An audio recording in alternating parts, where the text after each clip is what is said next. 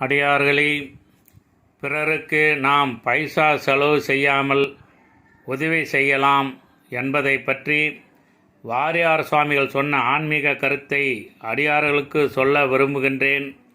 அடியேன் வாரியார் சொன்னது போல பைசா செலவு செய்யாமல் பிறருக்கு உதவி செய்து வருகின்றேன்.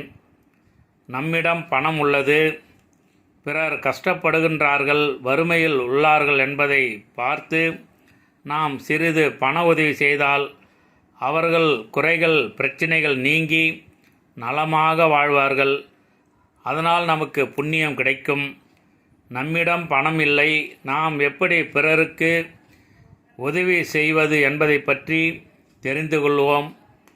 நமக்கு தெரிந்தவர்கள், நண்பர்கள், உறவினர்கள் யாராவது ஏதாவது ஒரு பிரச்சனையில் கவலைப்பட்டால், மன அழுத்தத்தில் இருந்தால் அவர்களுக்கு நாம் முதலில் ஆறுதலாக பேச வேண்டும்.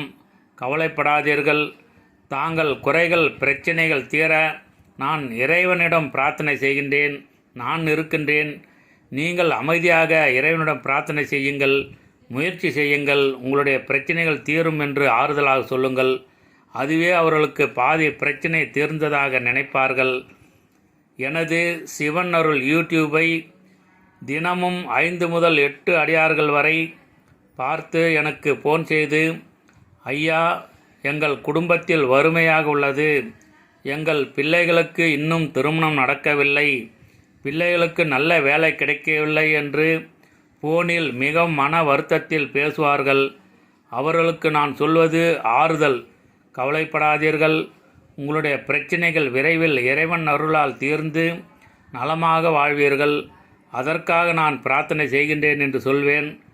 உடனடியாக அவர்கள் குறைகள் என்னவோ, அதற்கு தீர்வான தேவார பதிகம் என்னவோ அதை எங்களது இல்லத்தில் பூஜை அறையில் பாடி பிரார்த்தனை செய்து அந்த வீடியோவை அவர்களுக்கு அனுப்பி வைப்பேன்.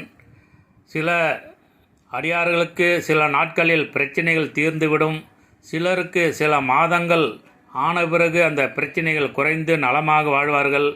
அவர்களாகவே ஃபோன் செய்து, ஐயா, நீங்கள் சொன்னது போல நாங்களும் தேவார பதிகம் பாடி பிரார்த்தனை செய்தோம், எங்கள் குறைகள் நீங்கிவிட்டது, நலமாக வாழ்கின்றோம் என்று சொல்வார்கள். வாரியார் சொன்னது இதே கருத்தை தான். நாம் ஒருவருக்கு ஆறுதலாக பேசினாலே அவர்களும் நலமாக வாழ்வார்கள். நமக்கும் புண்ணியம் கிடைக்கும், நமக்கும் பைசா செலவு இல்லை என்பதை நாம் அனைவரும் தெரிந்து கொண்டு முடிந்தளவு பிறருக்கு ஆறுதலாக பேசி அவர்களும் நலமாக வாழ வைப்போம், நாமும் நலமாக வாழ்வோம். திருச்சிற்றம்பலம் தில்லையம்பலம், திருச்சிற்றம்பலம் தில்லையம்பலம்.